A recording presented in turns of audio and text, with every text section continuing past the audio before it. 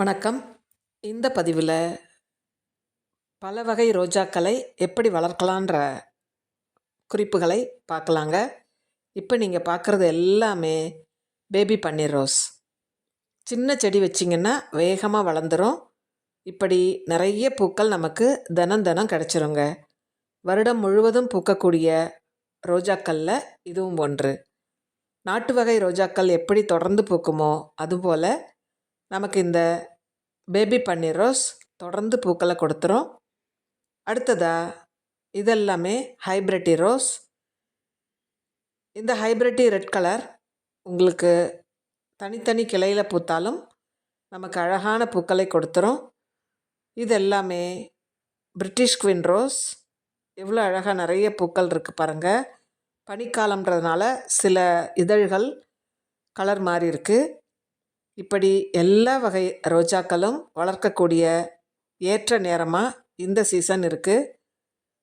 நீங்கள் தொடர்ந்து செடிகளை வாங்கி வளர்க்கலாம். என்னுடைய சேனலில் மண் கலவை, உரங்கள் எல்லாமே இருக்குது. நீங்களும் உங்கள் வீட்டில் ரோஜா செடிகளை எளிதில் வளர்க்கலாம். இப்படி தொடர் பராமரிப்பு கொடுக்கும் பொழுது நமக்கு ஒரு நல்ல ரிசல்ட் கிடச்சிரும். முதல் நீங்கள் கொடுக்கக்கூடிய உரமாக ஹியூமிக் இருக்கட்டும். ஹியூமிக் ஒரு வேர் வளர்ச்சியை கொடுக்கக்கூடியது. அது கோகோபீட்டில் வளர்கிற செடியாக இருந்தாலும் சரி, இப்போ நீங்கள் பார்க்குறது எல்லாமே கோகோபீட்டில் வளர்கிற செடி. மண்ணில் வளர்கிற செடியாக இருந்தாலும் ஹியூமிக் ஃபஸ்ட்டு கொடுத்துட்டு அடுத்தடுத்து மற்ற உரங்களை நீங்கள் கொடுக்கலாம். வேர் வளர்ச்சிக்கு அவசியமான ஒரு உரம் ஹியூமிக். அது ஆர்கானிக் உரம்ன்றதுனால நீங்கள் தாராளமாக எல்லா செடிகளுக்குமே கொடுக்கலாம். காய்கறிகள், பூக்கள் எல்லாவற்றிற்குமே கொடுக்கலாம். எவ்வளோ கொத்து கொத்தாக பூக்கள் இருக்குது பாருங்கள்.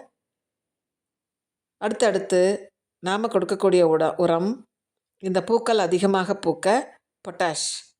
இந்த பொட்டாஷ் நமக்கு கெமிக்கல் ஃபார்ம்லேயும் கிடைக்குது. ஆர்கானிக்காக கொடுக்கணுன்னா நீங்கள் வாழைப்பழத்தோல் கரைசலை கொடுக்கலாம். அதுவும் பொட்டாஷ் தான்.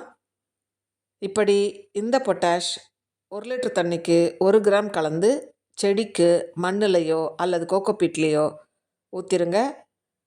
ஹெல்த்தியான பூக்களும் அடர்த்தியான நல்ல ஒரு நிறத்தில் நமக்கு பூக்கள் கிடச்சிரும்.